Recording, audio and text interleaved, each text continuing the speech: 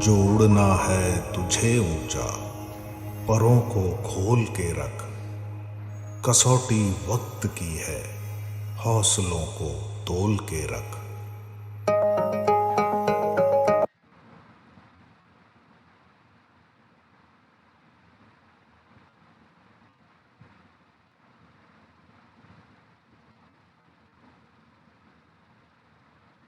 Good morning all of you. आप सभी को बेटा कॉम्पिटेटिव क्लासेज के यूट्यूब चैनल पे मैं आलोक स्वागत करता हूं। आज 9 मई के महत्वपूर्ण करेंट अफेयर्स आप सभी के लिए।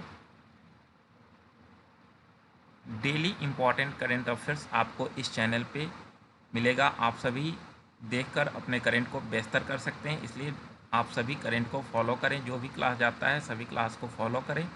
आपके लिए daily current affairs, weekly current affairs और अब आपके लिए प्रत्येक संडे को एक स्पेशल टॉपिक से रिलेटेड कुछ इम्पॉर्टेंट क्वेश्चन लेकर हम प्रत्येक संडे को आएंगे। तो आप सभी समय से क्लास फॉलो करें और आपका तैयारी काफ़ी बेहतर होगा अगर ढंग से क्लास को फॉलो करते हैं। तो सभी लोग फॉलो करें। जो लोग नए हैं क्लास सब्सक्राइब करें और लाइक शेयर करें। सभी लोग लिंक शेयर करें और जितना हो सके आप लोग इस क्लास को शेयर करते रहें। और इसी के साथ आइए आज के जो इम्पोर्टेंट क्वेश्चन हैं वो सारे क्वेश्चन को हम लोग देखते हैं। क्वेश्चन नंबर 1 है आज का कि हाल ही में विश्व एथलेटिक्स दिवस मनाया गया। तो विश्व एथलेटिक्स दिवस कब मनाया गया, ध्यान रखेंगे। विश्व एथलेटिक्स दिवस कब मनाया गया? ऑप्शन नंबर 1 है 6 मई, सेकंड है 7 मई, थर्ड है 8 मई और नेक्स्ट है 9 मई। तो ध्यान रखेंगे कि विश्व एथलेटिक्स दिवस अभी हाल ही में 7 मई को मनाया गया है। इसका आंसर हो जाएगा बी नंबर, यानी कि प्रत्येक वर्ष 7 मई को विश्व एथलेटिक्स दिवस मनाया जाता है। ध्यान रखना है। अगर बात करें तो इसके महत्व के बारे में, तो एथलेटिक्स को जो है वो बढ़ावा देने के लिए हर वर्ष विश्व एथलेटिक्स दिवस 7 मई को मनाई जाती है। आपको ध्यान रखना है। क्वेश्चन नंबर 2 है कि हाल ही में रविन्द्रनाथ टैगोर की जयंती मनाई गई। तो रविन्द्रनाथ टैगोर की जयंती अभी हाल ही में मनाया गया है। कब?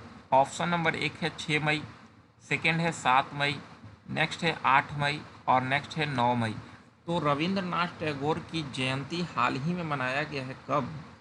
तो ध्यान रखेंगे रविन्द्रनाथ टैगोर की जयंती हर वर्ष 7 मई को मनाई जाती है। 7 मई को रविन्द्रनाथ टैगोर की जयंती मनाई जाती है। आपको ध्यान रखना है।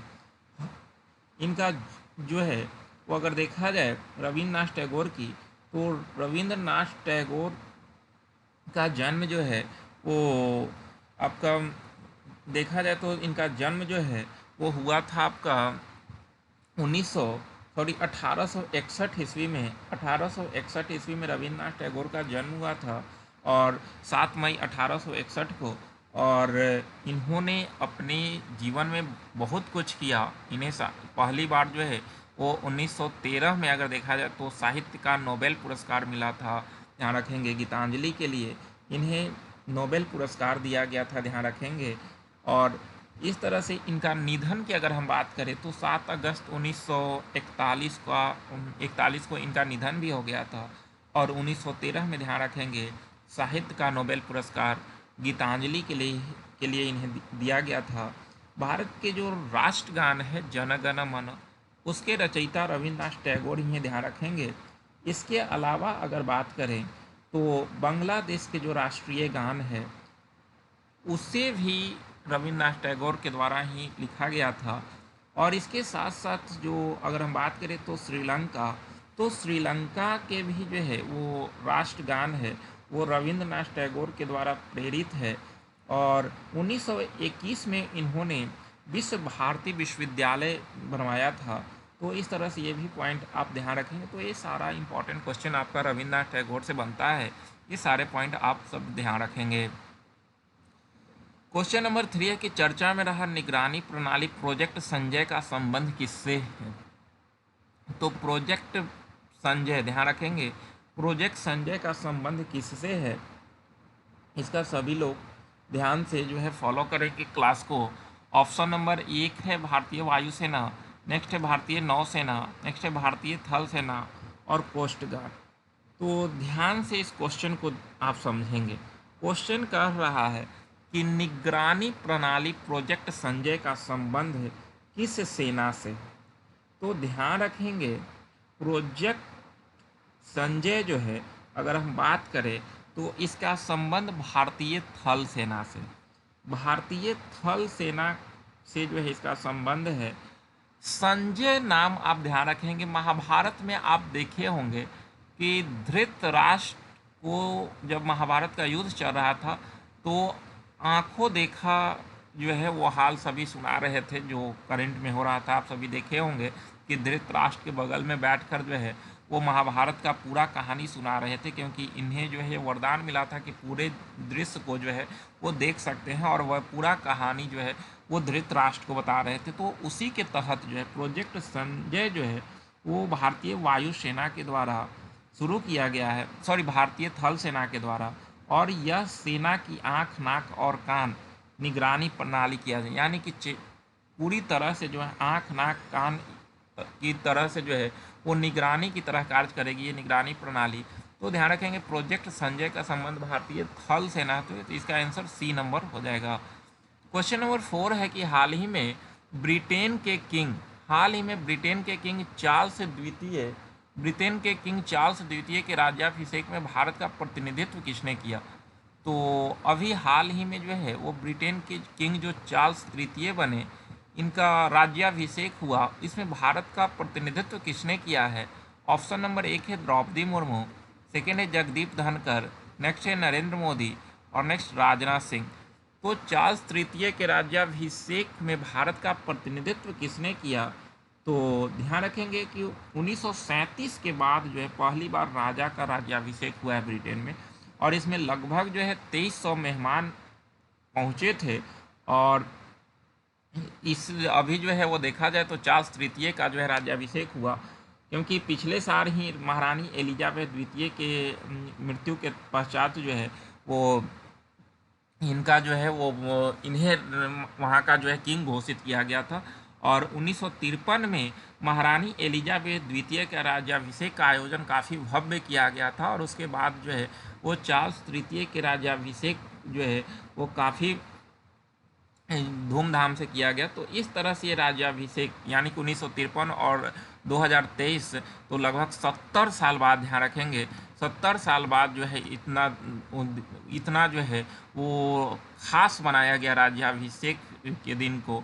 तो इस तरह से ध्यान रखेंगे कि जो है वो इसमें भारत के तरफ से प्रतिनिधित्व किसने किया? तो भारत की तरफ से जो है उपराष्ट्रपति जगदीप धनखड़ इसमें प्रतिनिधित्व किए हैं। तो आप ध्यान रखेंगे कि भारत के तरफ से उपराष्ट्रपति जगदीप धनखड़ प्रतिनिधित्व किए हैं। और अभी वर्तमान में ब्रिटेन के किंग कौन है? तो चार्ल्स तृतीय। ये पॉइंट भी आपको ध्यान रखना है। अगला क्वेश्चन है, सबसे बड़ी बात है इस पॉइंट में, आप एक और ध्यान रखेंगे कि पवित्र तेल से राज्याभिषेक हुआ है। पवित्र तेल से जो है वो राज्याभिषेक हुआ है आपका चार्ल्स तृतीय का, और इसमें जो है वो जो हमारे वहाँ के भारतीय मूल के जो प्रधानमंत्री हैं ऋषि सुनक, और इनके द्वारा जो है वो ताजपोशी के दौरान बाइबिल के कुछ अंश पढ़े गए, क्योंकि चार्ल्स तृतीय जो हैं वो आपको पता होना चाहिए कि भारतीय मूल के ब्रिटेन के प्रधानमंत्री हैं। तो इस तरह से आप ध्यान रखेंगे ये बाइबिल के कुछ हिस्सा को पढ़े थे उस टाइम। तो इस तरह से ये सारे पॉइंट आप ध्यान रखेंगे। क्वेश्चन नंबर 5 है कि हाल ही में एससीओ बैठक में कुल कितने समझौता पर सहमति बनी? तो अभी संघाई सहयोग संगठन की बैठक गोवा में संपन्न हुआ, पिछले क्लास में भी आप सभी देखे होंगे। तो इसमें जो है वो देखे थे कि पाकिस्तान के विदेश मंत्री बिलावल भुट्टो भी आए थे भारत दौरा पर। तो इसमें कुल कितने समझौता पर सहमति बनी है? ऑप्शन नंबर 1 है 10, नेक्स्ट है 12, नेक्स्ट है 15, और नेक्स्ट है 20। तो एससीओ बैठक में कुल कितने समझौता पर सहमति बनी? तो आप ध्यान रखेंगे इसका आंसर हो जाएगा आपका, इसका आंसर 15 हो जाएगा। यानी कि एससीओ बैठक में कुल कितने समझौता पर सहमति बनी? तो 15 समझौता पर सहमति बनी है। ध्यान रखेंगे एससीओ का सदस्य भारत 2017 में बनी थी, और उसी समय पाकिस्तान भी एससीओ का सदस्य बना था। तो ये सारे पॉइंट आप ध्यान रखेंगे। क्वेश्चन नंबर 6 है कि फ्रांस में 14 जुलाई को बैस्टिल डे परेड में अतिथि के तौर पर शामिल होंगे। तो 14 जुलाई को जो है वो फ्रांस में बैस्टिल डे का आयोजन होगा। इसमें अतिथि के तौर पर कौन शामिल होंगे? आप सभी इस क्वेश्चन को ध्यान दें। तो बैस्टिल डे 14 जुलाई को मनाया जाएगा, एक क्वेश्चन तो यही है, और ये फ्रांस में मनाया जाएगा। और इस तरह से फ्रांस के जो वर्तमान में राष्ट्रपति इमैनुअल मैक्रो हैं, इन्होंने किसको निमंत्रण दिया मुख्य अतिथि के तौर पर, और उन्हें जो है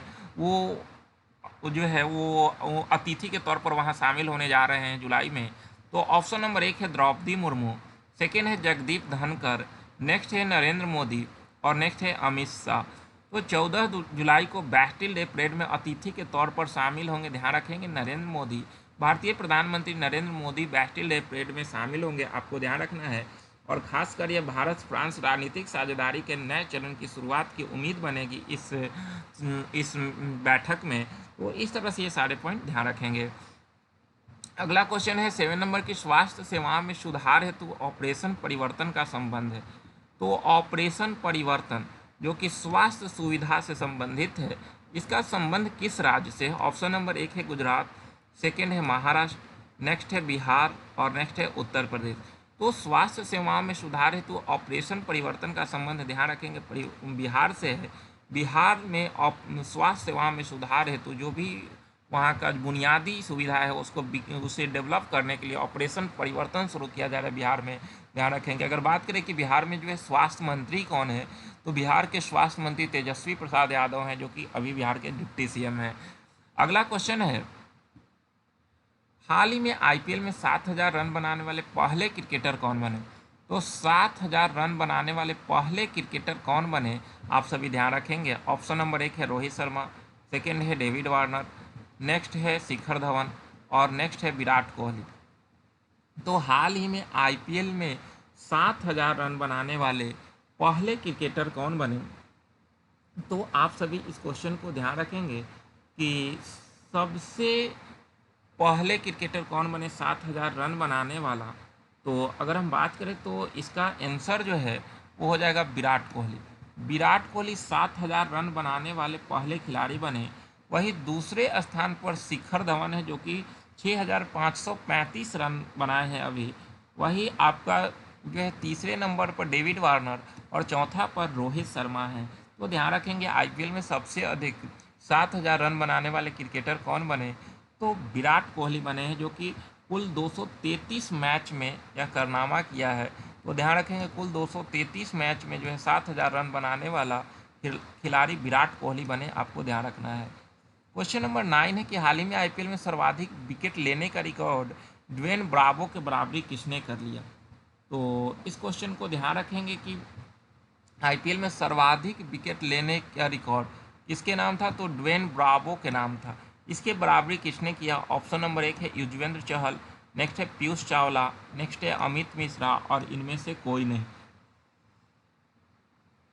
तो ध्यान रखेंगे इसका आंसर हो जाएगा युजवेंद्र चहल, जो कि 142 मैच में कुल 183 विकेट लिए। 183 विकेट जो है इन्होंने लिया, और यह पहले से ड्वेन ब्रावो के नाम था, ध्यान रखना है। और इतना ही विकेट के बराबरी युजवेंद्र चहल किए हैं, आप ध्यान रखेंगे। तो इस तरह से इसका आंसर 1 नंबर हो जाएगा, आपको ध्यान रखना है युजवेंद्र चहल। और अगर हम बात करें कि युजवेंद्र चहल जो हैं वो किस टीम से आईपीएल में खेलते हैं, तो ध्यान रखना है राजस्थान रॉयल्स के साथ ये जो है राजस्थान रॉयल टीम के हिस्सा है युजवेंद्र चहल, और इन्होंने ये रिकॉर्ड बनाया है, आपको ध्यान रखना है। क्वेश्चन नंबर 10 है कि हाल ही में केंद्रीय संस्कृति मंत्री जी किशन रेड्डी ने किस शहर में पीएम जन औषधि केंद्र का उद्घाटन किया? तो पीएम जन औषधि केंद्र का उद्घाटन जो है वो किया कहाँ पर, ध्यान से आप सभी इसका आंसर करेंगे। 1 नंबर ऑप्शन है चंडीगढ़, सेकेंड है सिकंदराबाद, नेक्स्ट अहमदाबाद और इनमें से कोई नहीं। तो ध्यान रखेंगे कि अभी हाल ही में जो हमारे देश के केंद्रीय संस्कृति मंत्री हैं जी किशन रेड्डी, इन्होंने पीएम जन औषधि केंद्र का उद्घाटन जो है वो ध्यान रखना है सिकंदराबाद में किए हैं। ध्यान रखना है कि इसका आंसर सिकंदराबाद हो जाएगा। तो बी नंबर यानी कि सिकंदराबाद में जन औषधि केंद्र का उद्घाटन किया है, आपको ध्यान रखना है। और लास्ट क्वेश्चन है आज का कि हाल ही में केंद्रीय रक्षा मंत्री राजनाथ सिंह ने कहाँ पर भारतीय वायुसेना के हेरिटेज सेंटर का उद्घाटन किया है? वो हमारे देश के केंद्रीय रक्षा मंत्री राजनाथ सिंह है और इनके द्वारा भारतीय वायुसेना के हेरिटेज सेंटर का उद्घाटन कहाँ किया गया? 1 नंबर ऑप्शन है चंडीगढ़, सेकेंड है सिकंदराबाद, नेक्स्ट है अहमदाबाद और नेक्स्ट इनमें से कोई नहीं। तो ध्यान रखेंगे इसका आंसर हो जाएगा चंडीगढ़। चंडीगढ़ में वायुसेना हेरिटेज सेंटर का उद्घाटन किया गया। यह सेंटर केंद्र शासित प्रदेश चंडीगढ़ और भारतीय वायुसेना के बीच एक समझौता के तहत स्थापित किया गया है, आपको ध्यान रखना है। तो इस प्रकार इसका आंसर 1 नंबर हो गया। और आज कुल 11 इंपॉर्टेंट क्वेश्चन आपके लिए था, जो कि दैनिक समसामयिकी 2023 के लिए काफ़ी इंपॉर्टेंट है। आप सभी ध्यान से सारे करंट को फॉलो करें ताकि आपका करंट बेहतर हो सके। तो आप सभी 2-4 बार डेली वीडियो को रिकॉल कर लें ताकि करंट आपका अपना हो जाए। तो इस तरह से सभी लोग फॉलो करें, आपका तैयारी काफ़ी बेहतर होगा, मुझे पूरा विश्वास है। तो आज यहीं तक, फिर मिलते हैं नेक्स्ट क्लास में। आप सभी को बहुत बहुत धन्यवाद, बहुत बहुत धन्यवाद आप सभी को।